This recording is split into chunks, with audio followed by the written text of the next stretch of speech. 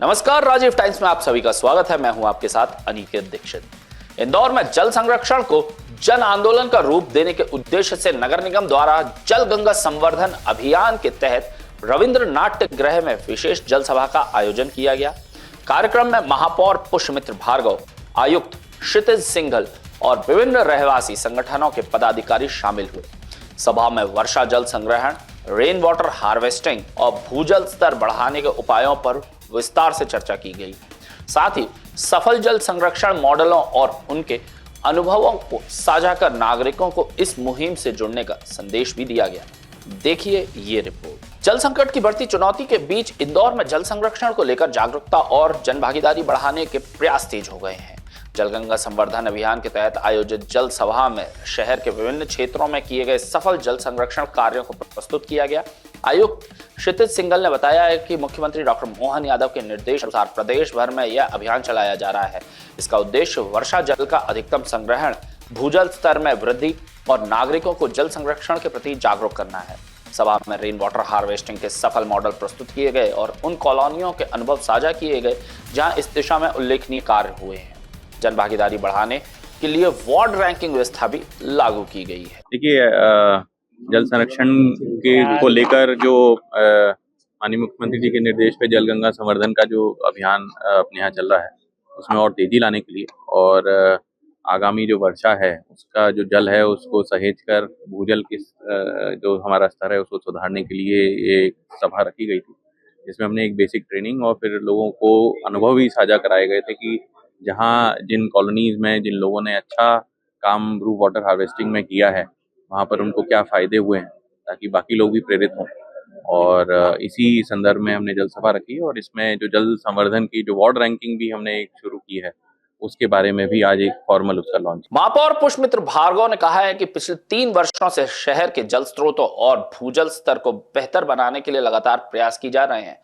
कम बारिश और बढ़ती गर्मी के कारण जल संकट की स्थिति बनी रहती है, जिससे निपटने के लिए समाज और प्रशासन को मिलकर काम करना होगा।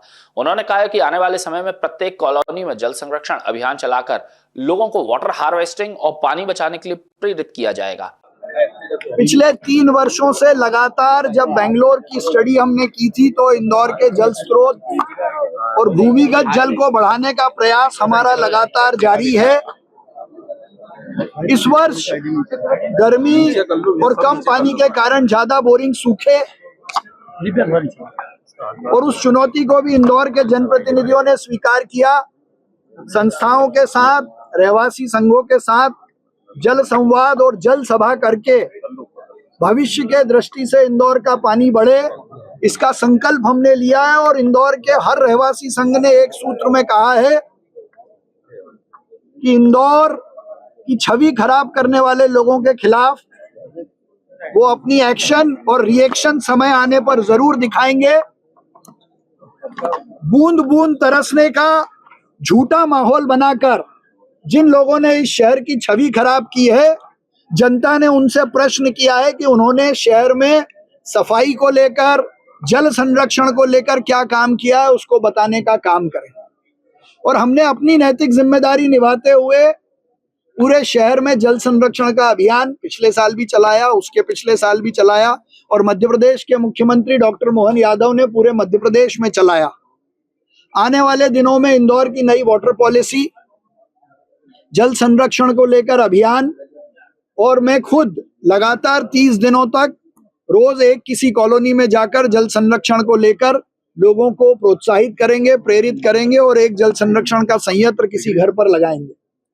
आज मैं इंदौर की जनता और रहवासी संघों का धन्यवाद करता हूं, जिन्होंने अपने अनुभव भी साझा किए, शहर को आगे बढ़ाने के लिए संकल्प भी लिया और नए लक्ष्य के साथ शहर को देश का हमेशा स्वच्छ शहर, सुंदर शहर और वाटर प्लस शहर बनाने का संकल्प भी लिया। ऐसी ही ताजा तरीन खबरों के लिए जुड़े रहें राजीव टाइम्स के साथ।